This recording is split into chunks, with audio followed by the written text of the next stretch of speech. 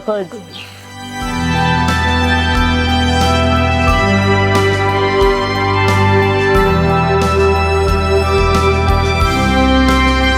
Saidia papa. Usitira maguru maboko ngaho. Bagakora kiyo daja murobu. Kenda hiyo.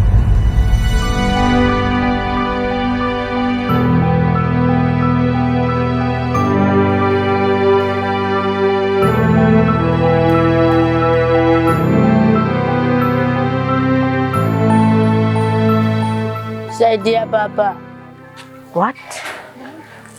Saidia papa. Amahoro. Mama. Masenes. Ubahe. Hari ya ruguru. Ushaka ndagufasha. Yego.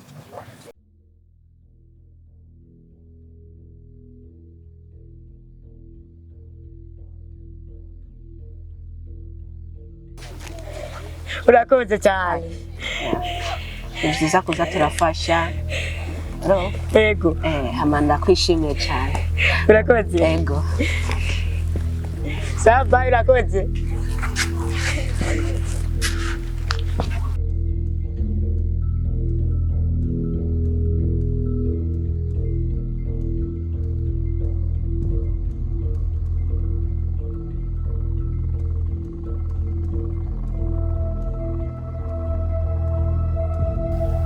Tubaze no musaraza ari yabisezeranije cyane mu telefone yambo ko umunsi aza gushika gutekereza turabe ko tatubesha umwana nawe mbona amenga bimeze nabi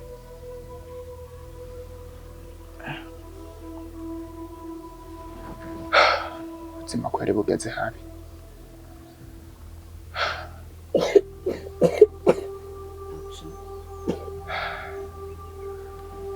ndibaza uno munsi ntiyongera kutubesha ejo ni namutelefone yari yambwiye yuko aza kuza uno munsi ndabisho yotumarira kabebe nawe ashya umashuha buri umwanya ubuzima bugeze habi kweri mukuru wanyu nawe ntaniyumvira nta n'umutima nta mutima kwera agira ubu ntaniyumvira naho mugeze n'akarago kanaheze dusigaye twicarako nanje sigaye naherewe gusa nta kundi ndazi Imana izobitunganya turindire turaba Reka turindire icyo Imana yokora kandi Liliya aragwaye kandi ararenze. ego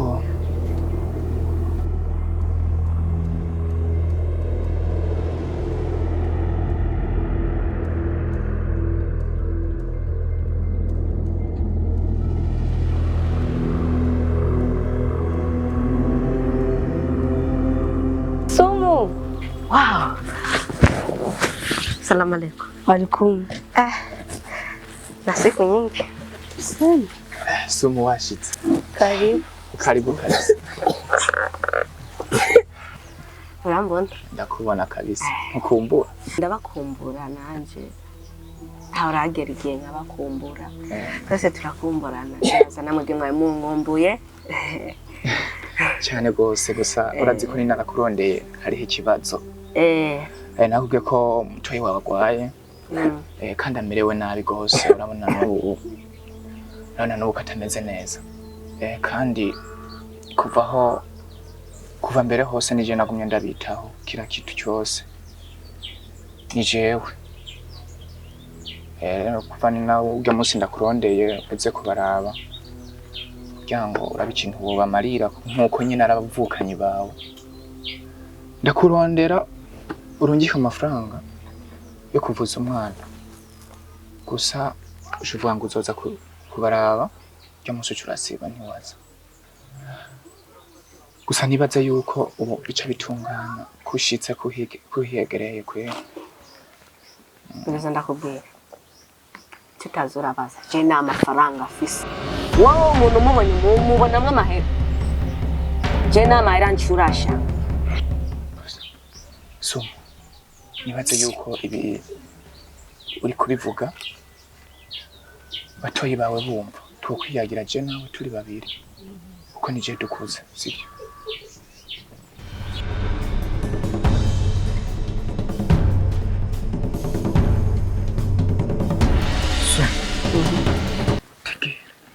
Ibintu uriko uravuga hejuru y'abatoyi bawe si byiza. Batoyi baba bakeneye kukumva ko ijambo ryiza, nta jambo nk'iryo rihaba hamura baba bakeneye.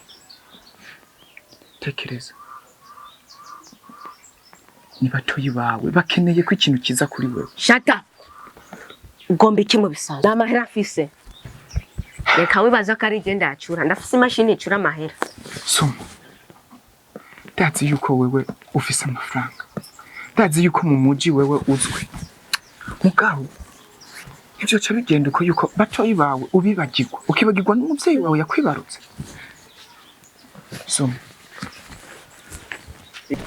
Soma, tegera. Ariko mbasumvye urukundo ari wewe bavukanye wawe ndabakunde kukurusha ari wewe muvuka.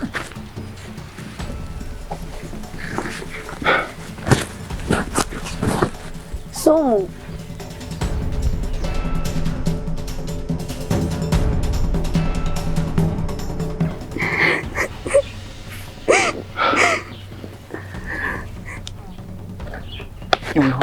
Ora. Soma yarahindutse.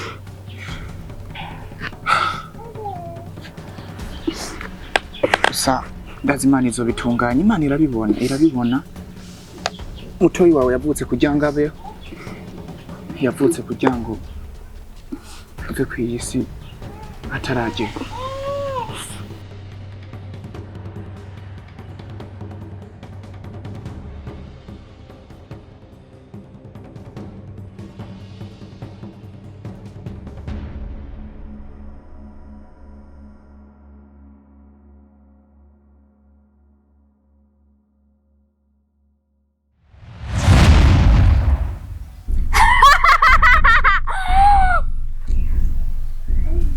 Nturire uko niko bitegerezwa kugenda.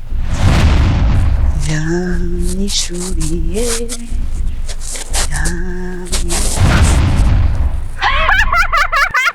name of Jesus. Ibintu ujemo ntavyuzi uzoguca ko gatwe kawe. Ntacyo uri bugire uhora ari kumwe naje ndaguturira rimwe kabiri name of Jesus. Barakazuraho. Thanks Jesus.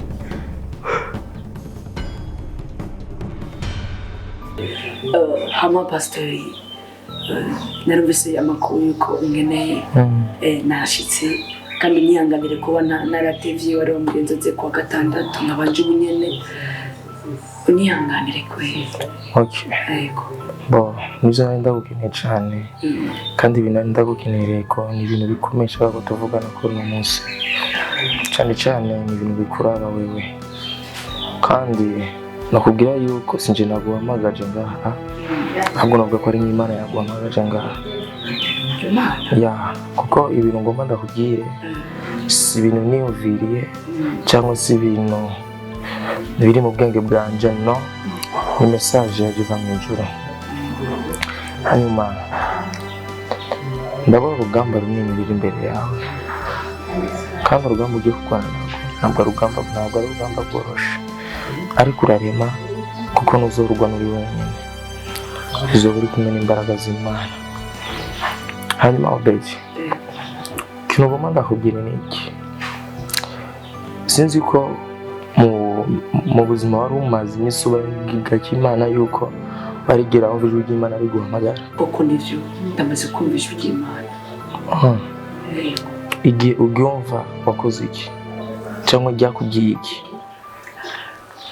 Ivyo ndibwiye vyerekeye urugamba ujya muririmbye turirimbana ujya mu mukobwa yaraje arabimbwira ndabihakana, ariko mu nyuma ndumvisha ijwi ry'Imana nagize n'ubwoba gusa ndizera ko cyose bizoshoboka. Bo ikintu kimwe nakubwira,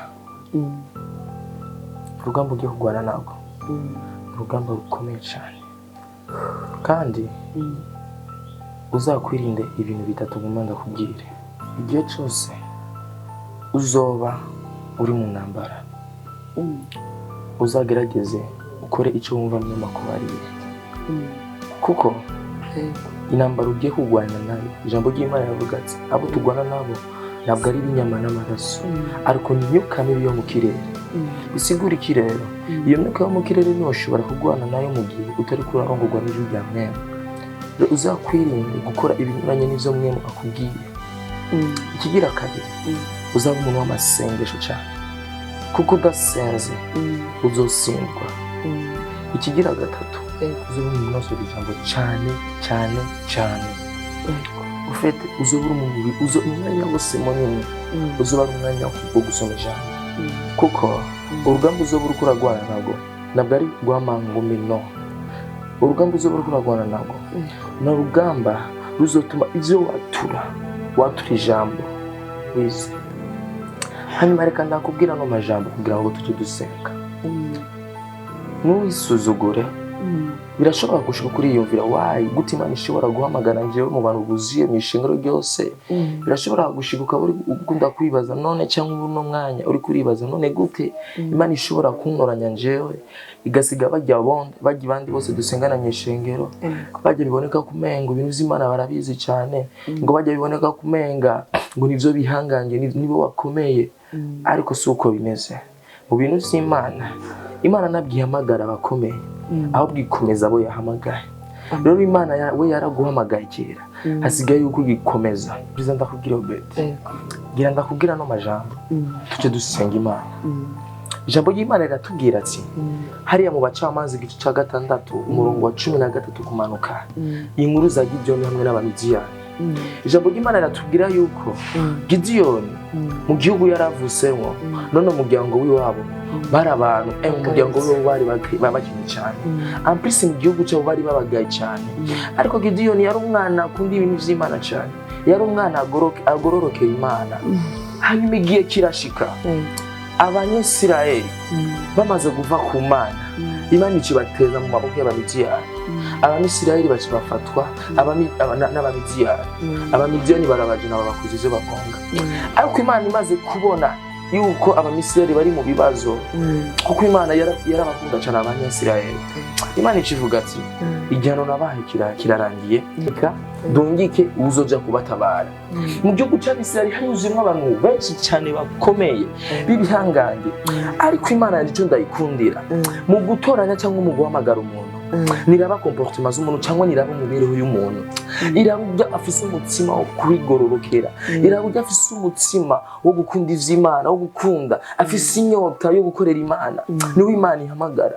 Imana mu guhamagara umuntu nabwira ari gikuriro no irabu umutima no kwicisha bugufi kujya muntu. Rero Imana nimba yaraguhamagaye munyandi majambo bisigura ko hari kintu Imana we yakubonyemwo mu mutima wawe utandukanye n'abandi bantu bose bari mu ishengero. Ndaryohewe cyane kubona Imana yaratoranyije wewe kuko yari kuba yaratoranyije abandi bantu sivyo byari kuboneka n'indi shusho uko niko bimeze. Urumva rero Gideyoni harashise yaho atangura kubaza Imana yaramwiyeretse Gideyoni iramubwira ati Gideyoni haguruka ugende ukuri abantu banje mu gihugu cy'Abisirayeli. Gideyoni arabwira ati Imana wayi gute njyewe umuhungu wo kwa Manase, umuhungu mu gihugu cyacu tugayise atanico dufise, bishoboka gute njyewe ngende gukura bajya abantu b'Abisirayeli muri mu maboko y'Abamidiyani n'amashuri mfise ndatari muto nta nguvu afise. Gideyoni yari yibaza yuko ibintu agenda akore yuko ari ibintu byo gukora mu buryo bw'umubiri, no yaragiye gukora ibintu byo mu buryo bw'imwema. Rero ntuzafugire gukekeranya muri we, uzakomeza umutima wawe, ntuzagire ujya mutima wawe nk'uwa Gideyoni kuko Gideyoni harageze yawe kugira ngo aje gukora ivy'Imana yamubariye yaragize bras de fer n'Imana. Rero ndagusaba ntuzagire umutima wa bras de fer, uzawumviriza icyo Imana ikubariye haba ari icyo ukora kuko urugamba ugira uje kugwara nago ni nka rwa rugamba Mose yagiye gukwana na Farawo. Rero muwaje ikintu kimwe nakubwira igihe cyose uzabura uko urasenga uzasaba Imana. C'est vrai je muri no mwanya ngomba ndagusengere, ariko amasengesho nje ngomba ndagusengera araza kuduga ku Mana, ariko amasengesho yawe uzokwama wisengera ni azatuma Imana igushoboza, ni azatuma Imana igukoresha n'ivyo abantu batakora kuko sinje nahamagawe jewe nabwiwe n'Imana ndaguhamagaze ndakubwira ivyo Imana yambariye hanyuma cyo ndagusengera umba ndabikore ariko hanyuma ni wava ngaha ucumenya kuzobugiye kugwana urugamba uzobumenye kugiye kugwana urugamba nuzokwa mushira umutima ngo je ngiye kugwana ngo bimeze ukuntu ngo ndafise pastor wanje ngo azonsengera no sinjewe ngiye kugwana cyangwa Imana ni yahamagaye jewe Imana yahamagaye wewe rero tugira dusenge ushobora gufukama ndagusengera ugeza mu madiko ndagusengera nawe uze gushikara usengera umutima Mana dacumi ijuru izina ryawe niryubahwe ubwami bwawe nibuze urakoze kubwa presence yawe yangamura n'umwana urakoze kubwo igikorwa ugiye gukoresha uno muhungu wanje mwami niwe wamuhamagaye ntabwo ari we yihamagaye mwami niwe wamutoranyije agende kugwara irya nama ntabwo ari we yitoranyije data wo mw'ijuru nimba ari wewe koko wambwiye no majambo zindayamubwira ndakeneye kubona ikimenyetso kimwe uzakora kugira ngo ndavyizere Mana daturi mu juru donge kandi kuguhamagara uko mwami nabwo noroha kuguhamagara nabwo noroha kuguhamagara kuno muhungu datuma muhungu ndamuzanye mu biganza vyawe datuma muhungu ndamusabiye ubwenge uzamu ubwenge bw'Imana bizagiye gukora naza bikore mu buryo bw'umubiri naza bikore data wera kubwo kwiyerekana ahubwo uzamushoboze data ijambo ryawe ratubwira mwami ni vyinshi bivugwa mu ijambo ryawe yuko wakoze bikomeye data wera warakoresheje benshi niwe washoboje ba Eliya niwe washoboje ba Dawidi niwe washoboje ba Mose na ba Gidiyoni rero ndizera yuko mwami utazonanirwa no gushoboza no muhungu data igana marage kugwana jami ijambo ryawe ratubwira ngo abo tugwanya nabwo ari ibinyama n'amaraso ariko ngo ni imyuka mibi yo mu kirere mwami imyuka mibi yo mu kirere nitoyigwana nitwogwana nayo atambaraga zawe nitwogwana nayo atabubasha bwawe niyo mpamvu ndamusabiye imbaraga niyo mpamvu ndamusabiye ubushobozi ndamusabiye mwami ubwenge bwa Imana ndamusabiye mwemo data buri azakora byose azarongogwe na mwemo azakore mwami ibituruse mu ijuru rero mwami ndagusavye mwami uzemwa n'igikoresho uzamukomeze uzakure mu mwemo y'ubwoba muri we uzakure mu mwemo data wera yo gukekeranya thank you Jesus urakoze mwami thank you Jesus Jesus uzamu mwami gushobora uzamu ubushobozi mwami nsavye bike muri ivyo ibindi ndizera ko uzabikora n'Imana ni muri rya zina ryawe dusenga tuzize amen igena ndasenga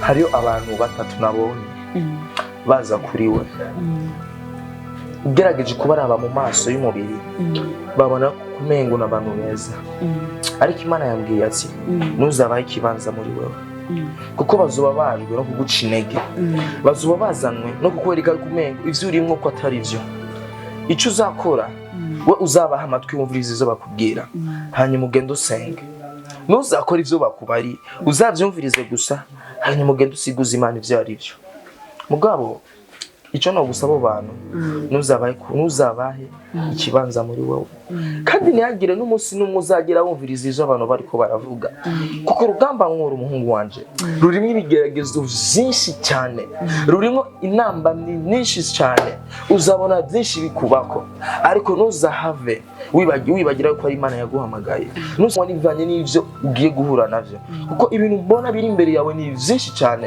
ariko ndizera Imana yanje kwizagushoboza urashobora guhaguruka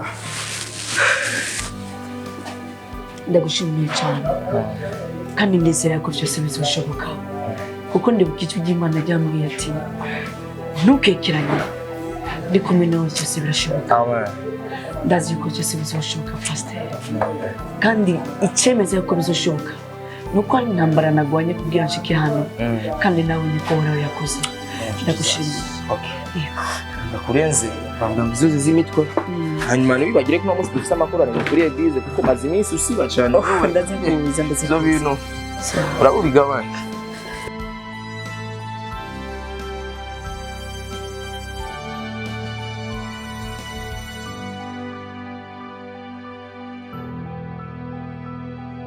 Meza amafaranga yiwanje amafaranga afise ubu nyene ndakuvanye ruguru ndakurihira ikike uramanutse mu gisagara akazi kaheze kaheze nyene. Ubu rero urasubiye ruguru sigira amafaranga.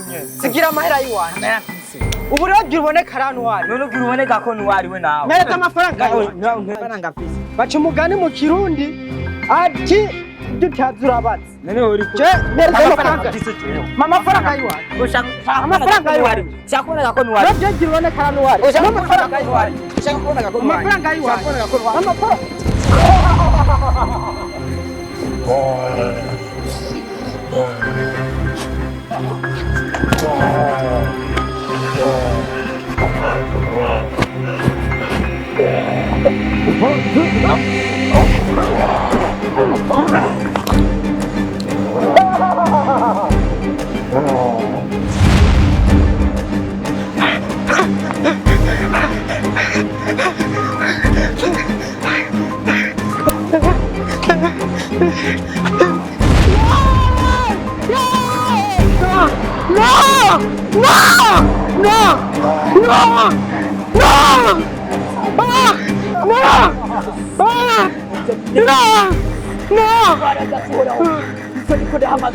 Ntacuri bugire wari hari kumwe naje ndaguturira fire the name of Jesus the name of Jesus fire muturire kabiri gatatu baragasuhoraho iso niso nari mamaka thanks Jesus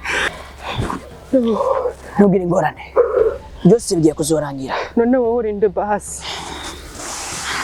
je ndi umukozi w'Imana None basi wanyemerera ukankura ahantu ko bangerageje kuva kera bashatse no kunyica turi kumwe n'undi muntu. ntugire ikibazo ndi kumwe nawe ora hari kumwe natwe kandi ntacu tuza kuba murekera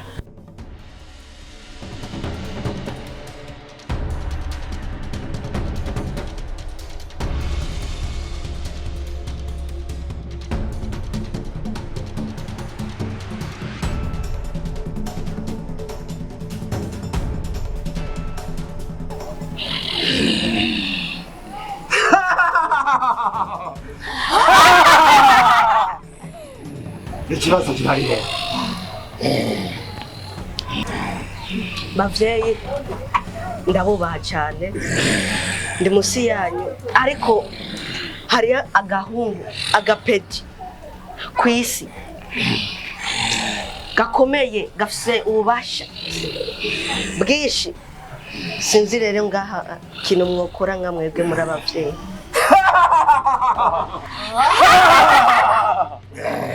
Agahungu ngakajya niko kariko kaguteza ibibazo. Umviriza rero mwebwe nyine nimwe ngiye kurungika kajya agahungu mukarangiza muranyumva neza sawa sawa urayibona iyi mpeta akiri iyi mpeta uyambaye uranyumva neza ntizobe nka ya nkofero twaguha ugaca uyita icyo cyose ko bizogenda uranyumva neza andaratega ngo haguruka ugende Yarusalimoga genda